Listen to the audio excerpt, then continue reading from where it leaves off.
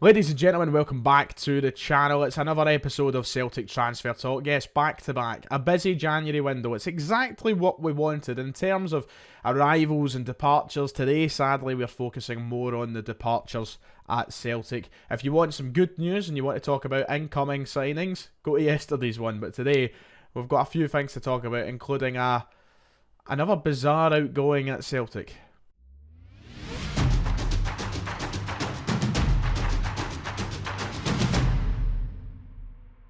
If you haven't already, make sure to hit like and subscribe. It would be much appreciated. Now, today on Celtic Transfer Talk, we're going to be talking mostly about Josip Juranovic. And if you have heard the news already, which I'm sure you have, it looks as though that his transfer out of Celtic is coming closer to completion.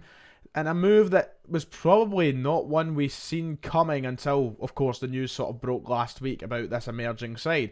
Juranovic, of course, for the past 6 months or so has been linked with teams as big as Barcelona, Chelsea, Atletico Madrid, Manchester United. But it seems like that's not where he'll be heading. He'll not be heading to any of those top sides. Instead, he'll be heading to Monza. It's the sausage curve as well. That's what throws him back into the path of Lewis and then up into the air when his car makes contact with the Mercedes. That's what you get when you don't leave the space. So, £7 million. Let's just cut to the chase. That's what the reports are suggesting. A £7 million move to Italian Serie A side Monza, owned by, of course, former Italian Prime Minister Silvio Berlusconi, who, once again, I said in the live stream last week, I thought he was dead. I honestly thought he was dead until a few months ago when I found out he owned Monza. Thought he was gone. It's a name from the past. You're alive. I'm alive, he says. How are you doing? I can't believe it. Someone said you was dead.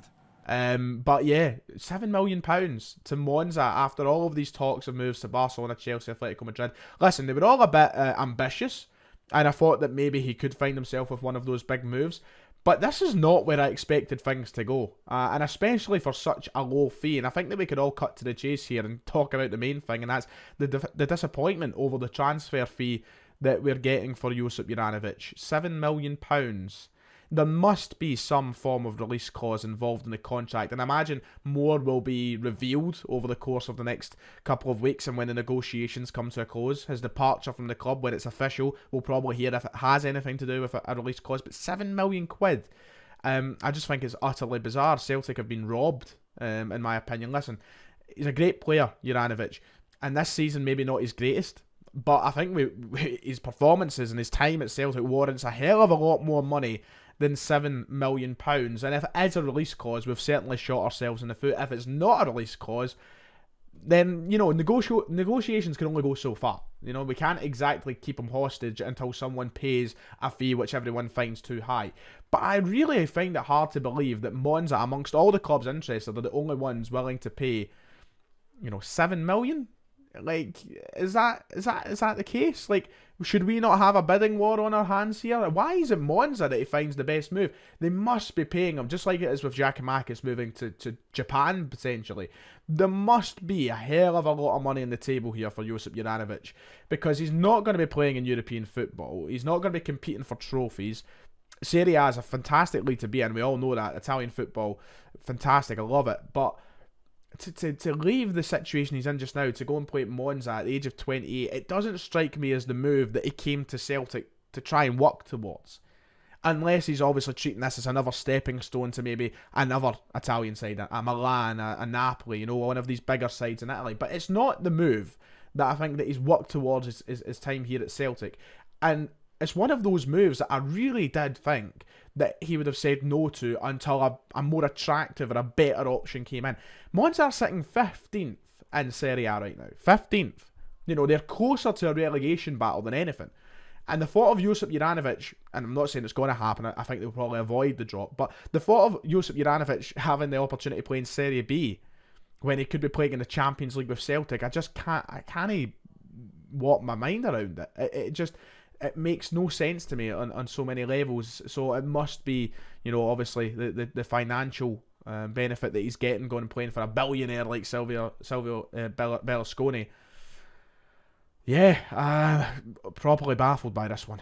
The Daily Mail was reporting that Juranovic's representatives held talks in Milan last week, and the chief executive of Monza, Adriano Galliani, is keen to cut a deal in this window. The deal could potentially be a loan deal to the end of this season, and then in the summer we would receive a fee of £7 million, and he would join the Italian side permanently. A few teams in Spain and also across Europe interested. The Daily Mail reported Espanyol in Spain as well.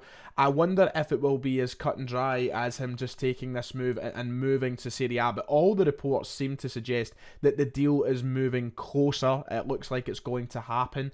But for £7 million, I'm shocked, because we all said this after the World Cup, especially when he was very impressive.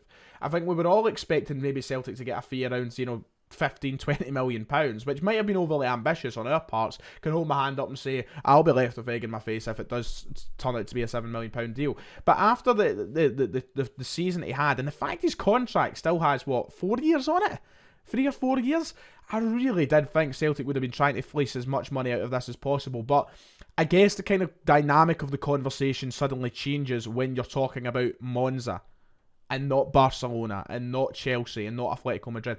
If they aren't actually going to make a serious bid, and they aren't going to strike on that apparent interest, we were never going to get as much as that unless it was one of those clubs.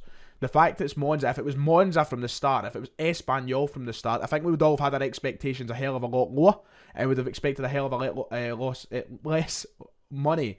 But honestly, I am probably baffled by this one.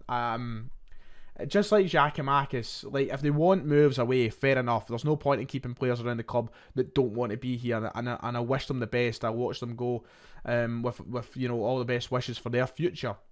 But just like Giakoumakis, I just can't wrap my head around the move. I feel like there's so many positives and benefits of playing for Celtic right now. They're hardly going to be on a shanner of a wage. But if he wants to go, he wants to go. So there you go. Juranovic looks as though he could be off to Monza in Italy. It's not what we expected. Hopefully we'll see him at the Italian Grand Prix next year. And very quickly, talking about outgoings at Celtic, there's been some news emerging today around Stephen Welsh and his potential departure from Celtic. Of course, Stephen Welsh was looked at by a couple of clubs back in the summer window. Toulouse, Udinese apparently made offers in that window, which Celtic rejected. We kept him around. We're now at the point where keeping him around seems pointless. No offence, Stephen, if you somehow happen to be watching this. It looks as though his Celtic career is probably over. We are signing centre-backs. We signed Kobayashi. We've got Carter Vickers. We've got Starfelt. We've still got Jens. Don't know what the situation is going to be with him, if he'll remain a Celtic player, if he'll go back to France or whatnot. But I think Stephen Welsh's place in the pecking order has been well and truly decided, which is, for some probably a shame. For me, it's probably the right call for the best of his career and Celtic moving forward. He's just not been good enough to consistently stay in this Celtic side. He's had some very impressive appearances and he has showed improvement, definitely, but he's still not the level required to be, wasting away on the bench anyway. He should be doing more with his career. But it was wrote by a journalist that several clubs in the MLS are looking at Stephen Welsh. So maybe Stephen Welsh heads over to America. Of course, there's been success for a couple of former Celts over there, Lewis Morgan, Patrick Klimala, who have moved over in recent years. And maybe, and the quote in the Football Scotland article was, there has been approaches from clubs in the MLS. I expect there to be more movement in the week. So it looks as though Stephen Welsh could be off. A kind of a quiet one. I think that just says it all. I don't think many people are bothered if Welsh moves on or not. Because he just doesn't really have a place in this team anymore. So yeah, Juranovic out, Welsh out, 2 defenders out. We've brought defenders in. We are in a very good place. I think the overwhelming story from today is, are we getting enough money for a player that we feel like we should probably deserve more? And that does it for today. Let me know your opinions in the comments below. Hopefully we hear more news as the week goes on and we get an update. Hopefully a bigger fee as well for Juranovic, but we'll just have to wait and see. Anyway, like and subscribe. I'll see you all next time.